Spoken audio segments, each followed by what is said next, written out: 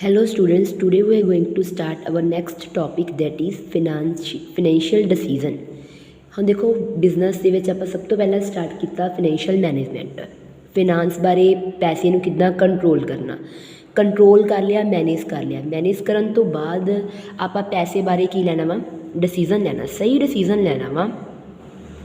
ਤਾਂ ਫਾਈਨੈਂਸ਼ੀਅਲ ਡਿਸੀਜ਼ਨਸ ਕੀ ਹੈ, ਰਿਲੇਟਡ ਕਿਹਦੇ ਨਾਲ ਹੁੰਦਾ ਵਾ, financial matter of business ਐਂਟਿਟੀ।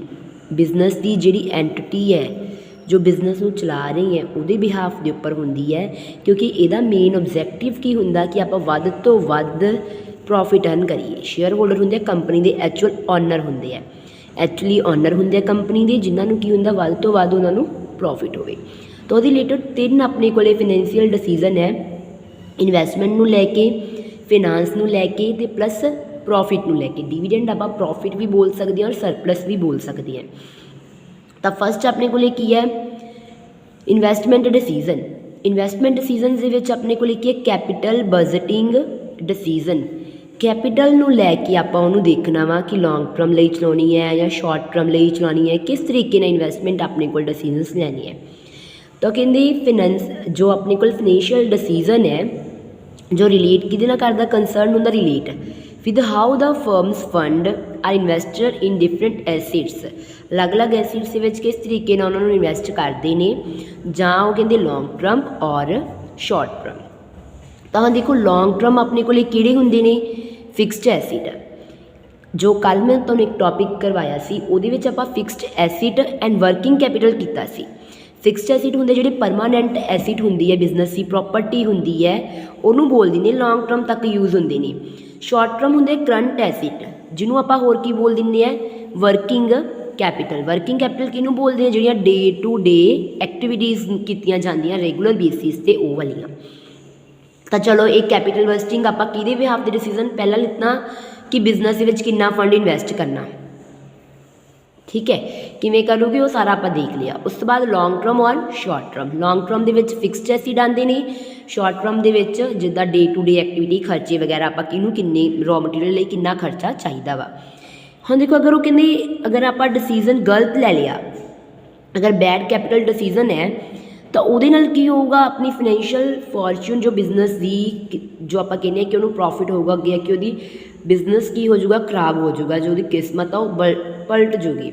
The capital budgeting decision are consider very important because following reasons ਹੈ ਆਪਣੇ ਕੋਲੇ ਕਿਉਂ ਇੰਪੋਰਟੈਂਟ ਮੰਨੀ ਜਾਂਦੀ ਹੈ।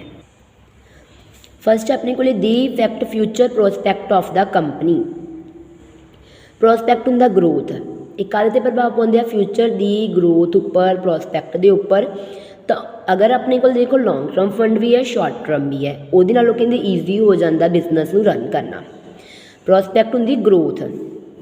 ਤਾਂ ਕੈਪੀਟਲ ਬਸਟਿੰਗ ਆਪਣੀ ਬਹੁਤ ਇਹਦੇ ਵਿੱਚ ਇੰਪੋਰਟੈਂਟ ਕੰਸੀਡਰ ਕੀਤੀ ਜਾਂਦੀ ਹੈ ਤਾਂ ਕਿ ਆਪਾਂ ਉਹਨੂੰ ਲੌਂਗ ਟਰਮ ਤੱਕ ਗਰੋਥ ਕਰ ਸਕੀਏ। Like future prospect and growth of the company heavily depend upon their decision. ਇਹ ਡਿਸੀਜ਼ਨ ਦੇ ਉੱਪਰ ਹੀ ਡਿਪੈਂਡ ਹੈ। ਫਿਰ ਕੀ ਇਹਦੇ ਵਿੱਚ ਦੇ involve large amount of fund. Business ਨੂੰ ਚਲਾਉਣ ਦੇ ਲਈ, ਕੋਈ ਵੀ ਬਿਜ਼ਨਸ ਹੈ ਉਹਦੇ ਲਈ ਆਪਾਂ ਨੂੰ ਜ਼ਿਆਦਾ ਪੈਸੇ ਦੀ ਲੋੜ ਹੁੰਦੀ ਹੈ। ਇੱਕ ਵਾਰੀ ਬਿਜ਼ਨਸ 'ਚ ਜੇ ਜ਼ਿਆਦਾ ਪੈਸਾ ਹੋਊਗਾ, ਆਪਾਂ ਉਹਨੂੰ ਅਗਰ ਕਿਸੇ ਚੀਜ਼ ਨੂੰ ਮੈਨੇਜ ਕਰਨਾ ਤਾਂ ਉਹ ਵੀ ਕਰ ਸਕਦੇ ਹਾਂ। ਤਾਂ ਕਹਿੰਦੇ ਲਾਰਜ ਅਮਾਊਂਟ ਆਪਾਂ ਨੂੰ ਚਾਹੀਦੀ ਹੈ ਕਿਉਂਕਿ ਵੱਡੇ ਵੱਡੇ ਪ੍ਰੋਜੈਕਟ ਬਣਾਉਣੇ ਹੁੰਦੇ ਨੇ। ਇਨਵੈਸਟਮੈਂਟ ਇਨ ਲੌਂਗ ਟਰਮ ਪ੍ਰੋਜੈਕਟ ਔਰ ਬਾਇੰਗ ਫਿਕਸਡ ਐਸਿਡ ਇਨਵੋਲਵ, ਜਿਹਦੇ ਕਰਕੇ ਉਹ ਕਹਿੰਦੇ ਆਹ ਚਾਹੀਦਾ ਹੁੰਦਾ। ਇਨ ਕੇਸ ਅਗਰ ਆਪਾਂ ਗਲਤ ਪ੍ਰਪੋਜ਼ਲ ਸਿਲੈਕਟ ਕਰ ਲਿਆ ਤਾਂ ਉਹਦਾ ਰਿਜ਼ਲਟ ਵੀ ਕੀ ਹੋਊਗਾ, ਆਪਣਾ ਜਿਹੜਾ ਇੰਨਾ ਜ਼ਿਆਦਾ ਫੰਡ ਹੈ ਉਹ ਕੀ ਹੋ ਜਾਊਗਾ, ਵੇਸਟ ਹੋ ਜਾਊਗਾ।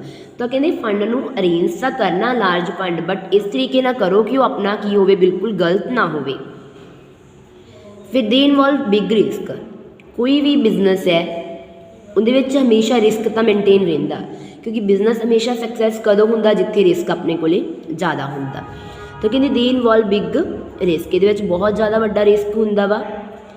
And also big risk because the return come in the long run, ਕਿਉਂਕਿ ਕਾਫੀ ਲੰਮੇ ਸਮੇਂ ਲਈ ਆਪਾਂ ਲਗਾਈ ਹੁੰਦੀ ਹੈ। And company has to bear the risk for long period of time, ਜਿੰਨਾ ਟਾਈਮ ਤੱਕ ਉਹ ਚੱਲ ਰਿਹਾ ਹੁੰਦਾ। ਫਿਰ ਕੀ ਦੇ ਆਰ ਇਰਰਿਵਰਸੀਬਲ ਡਿਸੀਜ਼ਨਸ, ਮਤਲਬ ਇਸ ਤਰੀਕੇ ਦੇ ਡਿਸੀਜ਼ਨ ਲਓ ਕਿ ਜਿਨ੍ਹਾਂ ਦਾ ਆਪਾਂ ਨੂੰ ਪਛਤਾਵਾ ਨਾ ਹੋਵੇ, ਜਿਹਨੂੰ ਰਿਵਰਸ ਨਾ ਕਰਨਾ ਪਵੇ, ਬੈਕ ਨਾ ਕਰਨਾ ਪਵੇ। ਰਿਵਰਸੀਬਲ ਹੁੰਦਾ ਬੈਕ, ਇਰਰਿਵਰਸੀਬਲ ਹੁੰਦਾ ਕਿ ਨਾਟ ਬੈਕ, ਮਤਲਬ ਪਿੱਛੇ ਨਹੀਂ ਲੈ ਕੇ ਜਾਣਾ।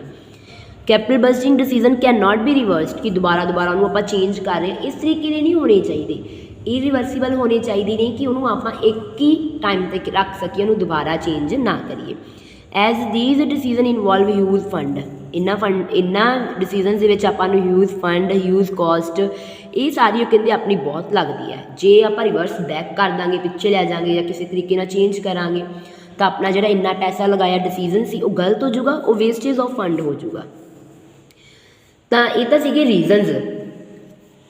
ਰੀਜ਼ਨ ਬਿਹਾਈਂਡ ਕੀ ਸੀਗੇ ਆਪਣੇ ਕੋਲੇ ਡਿਸੀਜ਼ਨਸ ਰਿਗਾਰਡਿੰਗ ਇਨਵੈਸਟਮੈਂਟ।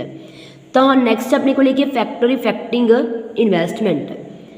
ਇਨਵੈਸਟਮੈਂਟ ਦੇ ਰਿਗਾਰਡਿੰਗ ਉਹ ਕਿਹੜੇ ਫੈਕਟਰ ਆ ਜਿਹੜੇ ਇਫੈਕਟ ਕਰਦੇ ਆ। ਸਭ ਤੋਂ ਪਹਿਲਾਂ ਕੀ ਹੈ ਕੈਸ਼ ਫਲੋ ਹੁੰਦਾ ਪੈਸਾ, ਫਲੋ ਹੁੰਦਾ ਪੈਸੇ ਦਾ ਆਣਾ ਜਾਣਾ।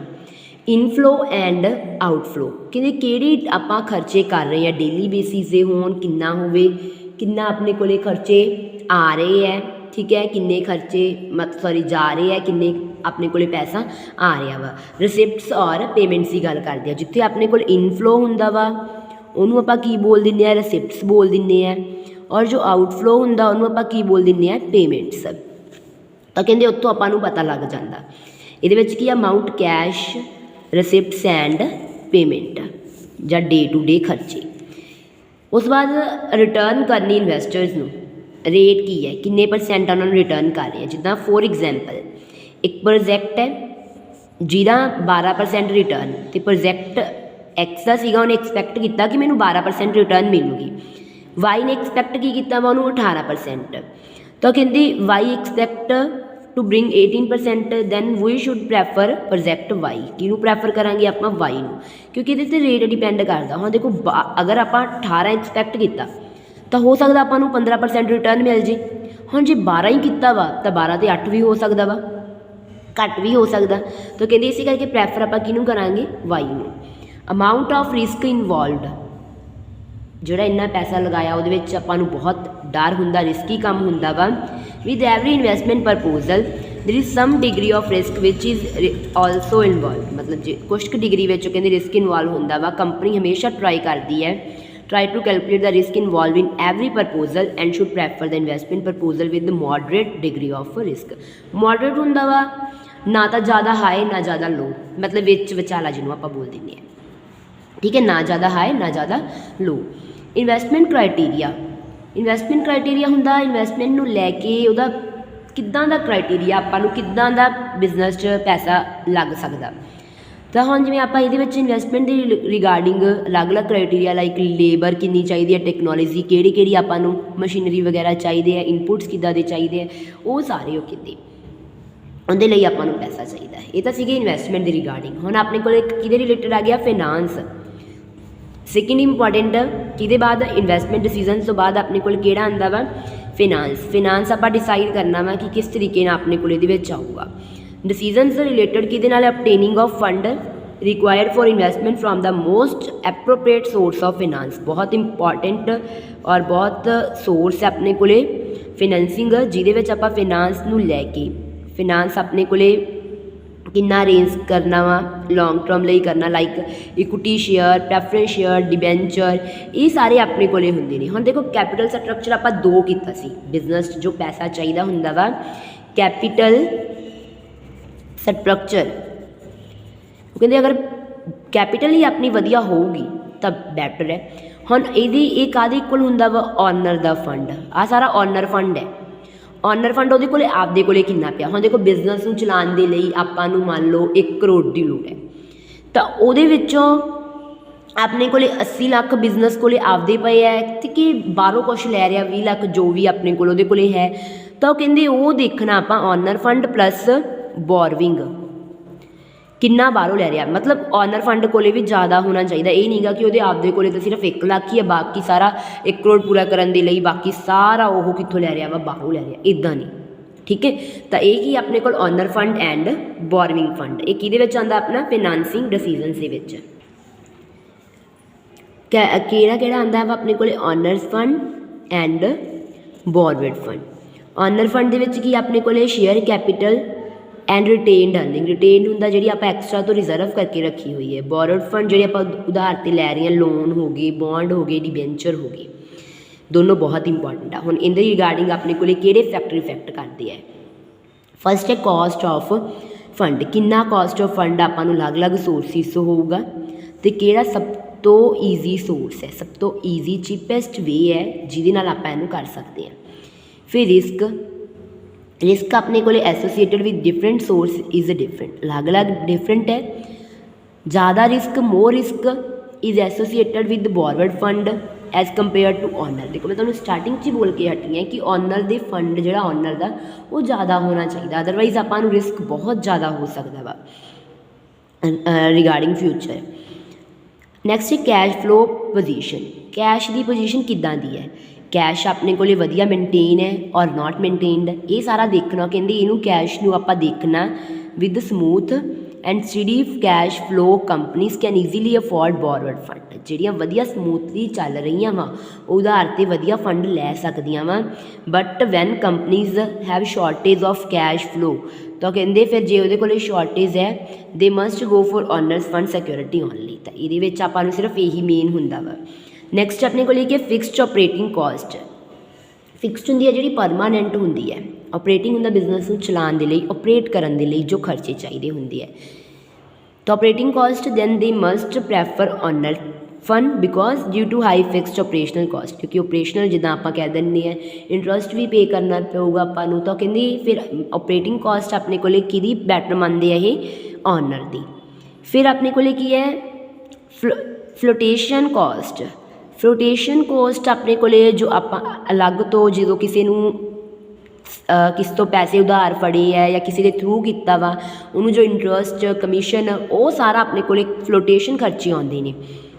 ਇਹ ਕਿਹੜੇ ਹੁੰਦੇ ਨੇ initial security such as brokers commission, underwriter fee, expensive, ਇਹ ਸਾਰੀਆਂ ਚੀਜ਼ਾਂ। ਫਿਰ ਆਪਣੇ ਕੋਲੇ ਕੀ ਹੈ ਕੰਟਰੋਲ ਕੰਸੀਡਰੇਸ਼ਨ, ਆਪਾਂ ਉਹਨੂੰ ਸਹੀ ਤਰੀਕੇ ਨਾਲ ਕੰਸੀਡਰ ਕਰਨਾ। ਹੁਣ ਦੇਖੋ if existing shareholder, existing ਹੁੰਦਾ ਜਿਹੜੇ ਪੁਰਾਣੇ ਓਨਰ ਕੀ ਚਾਹੁੰਦੇ ਨੇ want to retain the complete control of business, ਕਿ ਉਹ ਪੂਰਾ ਦਾ ਪੂਰਾ ਕੰਟਰੋਲ ਕਰਨਾ ਚਾਹੁੰਦੇ ਨੇ। Then they prefer borrowed fund security to raise your fund further fund, ਉਹ ਅੱਗੇ ਵੀ ਕਰਨਗੇ but in case don't mind to lose the control then they may go owner, ਫਿਰ ਉਹ ਕਿਹਦੀ ਫੰਡ ਨੂੰ ਕਰਨਗੇ ਓਨਰ ਦੇ ਫੰਡ ਨੂੰ ਕਰਨਗੇ।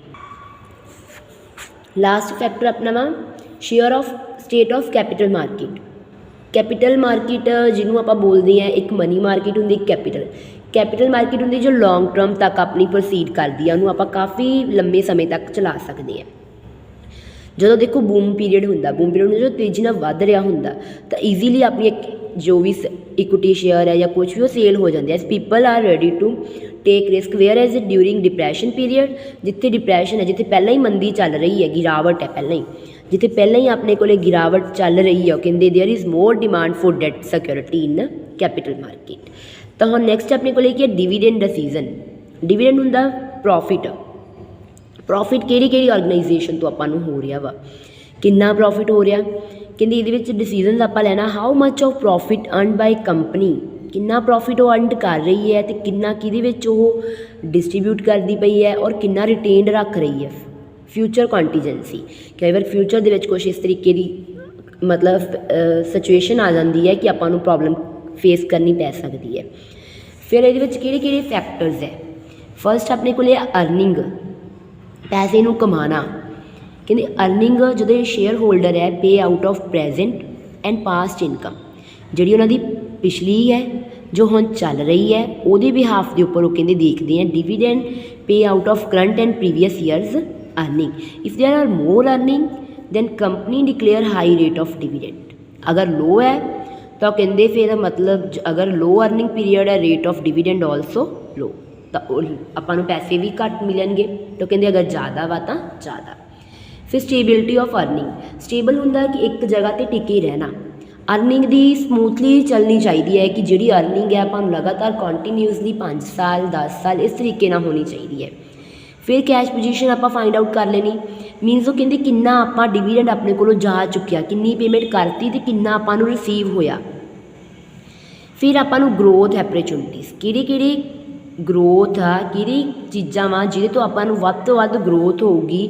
1 to raise additional capital ਔਰ ਇਨਵੈਸਟ ਇਟ ਰਿਟੇਨਡ ਅਰਨਿੰਗ, ਇਨਵੈਸਟ ਆਪਾਂ ਕੀਤੀ ਹੋਈ ਹੈ ਅਲੱਗ ਤੋਂ ਰਿਟੇਨਡ ਅਰਨਿੰਗ ਰੱਖੀ ਹੋਈ ਹੈ ਅਤੇ ਕਿੰਨਾ ਆਪਾਂ ਨੂੰ ਐਡੀਸ਼ਨਲ ਕੈਪੀਟਲ ਰੇਜ਼ ਹੋ ਰਹੀ ਹੈ। ਅਲੱਗ-ਅਲੱਗ ਤਰੀਕਿਆਂ ਨਾਲ ਕਹਿੰਦੇ ਆਪਾਂ ਨੂੰ ਅਲੱਗ-ਅਲੱਗ ਪਲੈਨਿੰਗ ਕਰਨੇ ਪੈਣਗੇ ਤਾਂ ਕਿ ਆਪਾਂ ਨੂੰ ਵੱਧ ਤੋਂ ਵੱਧ ਗਰੋਥ ਹੋ ਸਕੇ। ਫਿਰ ਕੀ ਹੈ ਸਟੇਬਿਲਿਟੀ ਆਫ ਡਿਵੀਡੈਂਡ, ਸਟੇਬਲ ਹੋਣਾ ਪੈਣਾ ਵਾ ਸ਼ੇਅਰ ਹੋਲਡਰ ਨਾਲ ਤਾਂ ਕਿ ਆਪਣੀ ਜਿਹੜੀ ਕੰਪਨੀ ਦੀ ਸ਼ੇਅਰ ਮਾਰਕੀਟ ਦੇ ਵਿੱਚ ਰੈਪੂਟੇਸ਼ਨ ਉਹਨੂੰ ਇਨਕਰੀਜ਼ ਕਰ ਸਕੀਏ।